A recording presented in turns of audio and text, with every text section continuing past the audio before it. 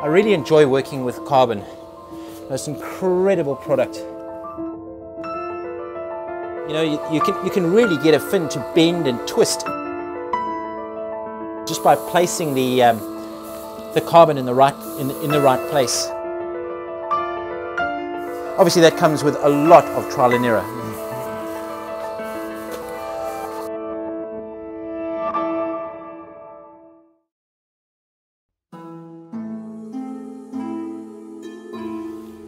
My fascination with windsurfing fins goes back to the fact that I've always been in awe of what these fins are able to do for my sailing.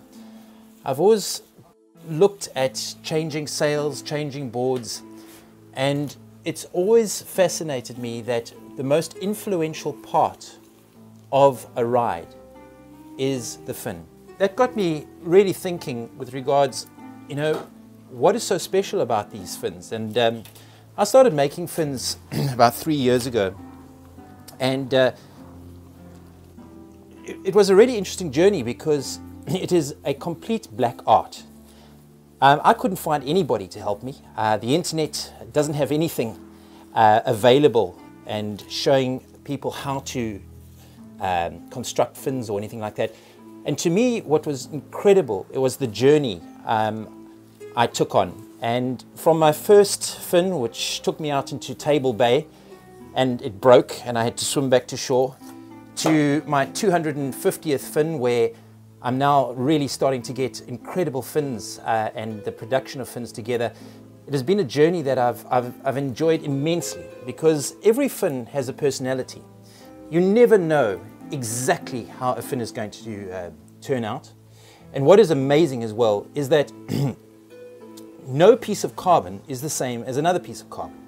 And for that reason, you'll always find that with composite fins, every single fin, although you can try and get them as consistent as you possibly can, you'll find that every single fin has its own personality. And to me, the challenge is to try and create fins that are as close to one another and have the same personalities as possible. The methods that I'm implementing into the layup and into the composites has brought me very close to where I want to be. It's been a 2-year process and approximately about 250 fins it's taken me to work out exactly, you know, what I wanted the fin to achieve.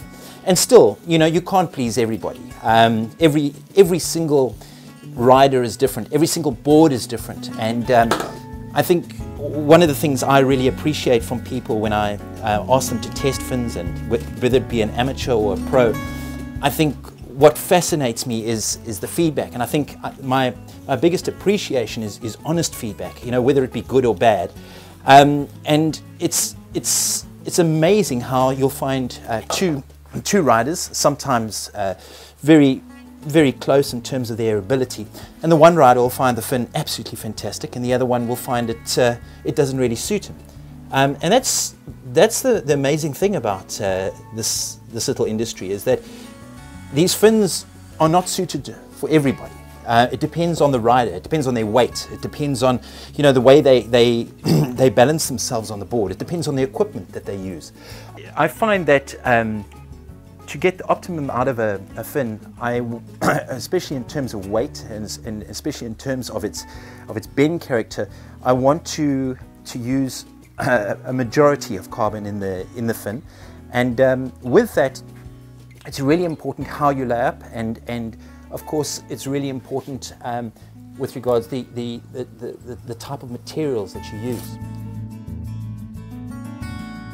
I find it a bit like meditation in a way. You know, I've done this so many times, and it really gives me an opportunity to think about what I'm doing and what different composites will do and how it will affect each fin, and how I can change the structure of the fin by adding different composites in different places. That's something that really keeps me buzzing. There's not many things, you know, where you can make something and then go out into incredible extreme conditions and test it and get the most out of it. If you want to learn how to do this, you've got to start from the beginning, and you've got to do the hard yards. You've got to make so many fins. You've got to take the criticism. You've got to, you know, get out there and basically you have to spend a lot of money, and apart from a lot of money, you've got to spend a huge amount of time.